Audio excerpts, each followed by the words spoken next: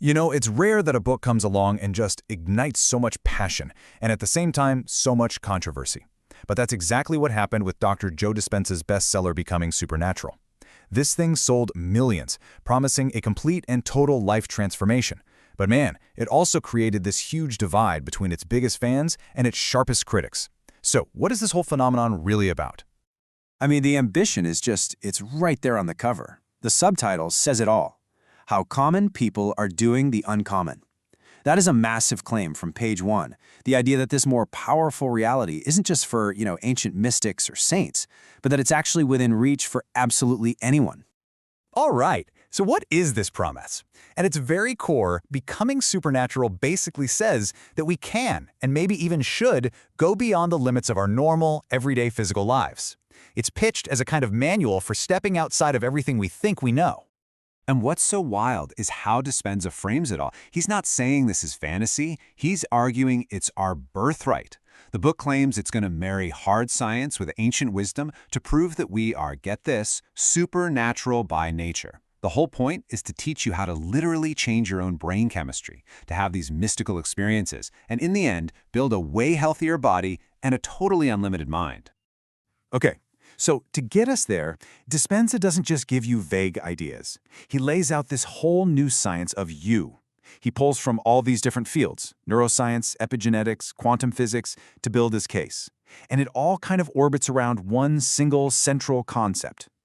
And that concept is something he calls the quantum field. So in Dispenza's world, think of this as an invisible, interconnected field of pure potential. It's not just empty space out there. It's this realm of energy and information where every single possible future you can imagine already exists. And the crucial part, he says we can tap into it. Now, to really get his method, you've got to wrap your head around this key difference he talks about, the difference between two realities. First, you've got space-time. That's our familiar physical world, the one we experience with our senses, where we exist as a somebody. But then, there's time-space. That's the quantum world, the world of pure possibility. And to get there, he says, you have to become nobody, just pure consciousness, leaving your physical self behind. Right, so how do you actually do it? How do you make that journey?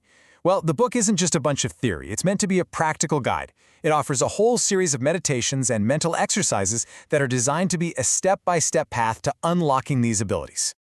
And the actual practice, when you boil it all down, is basically a 4-step process. First, you use meditation to disconnect from your body and your surroundings, to become that nobody we just talked about.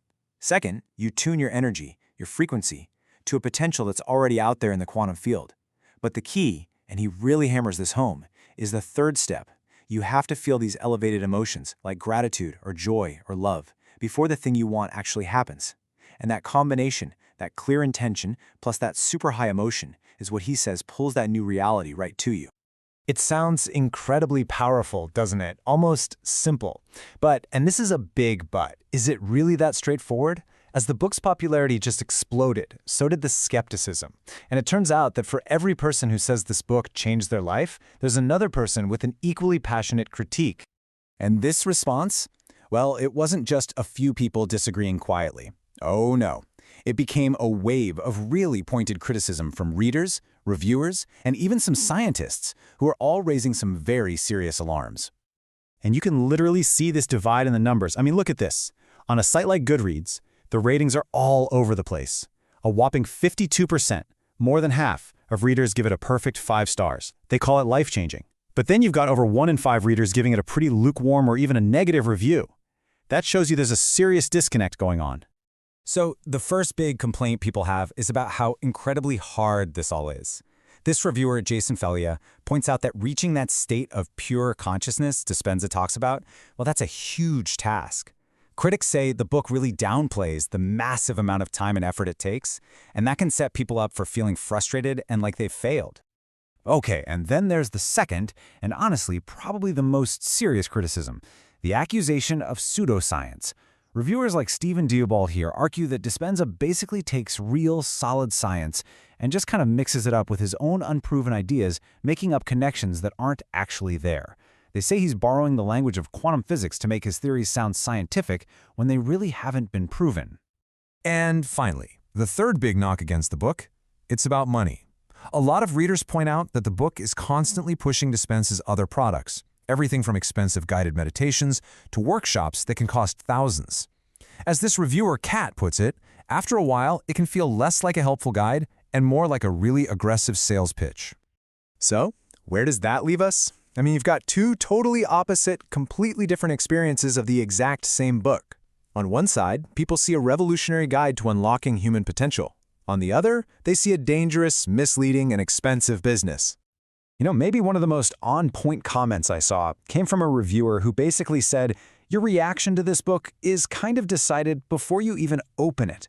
It all boils down to what you already believe is possible in the first place. And that really sums up the two camps, doesn't it?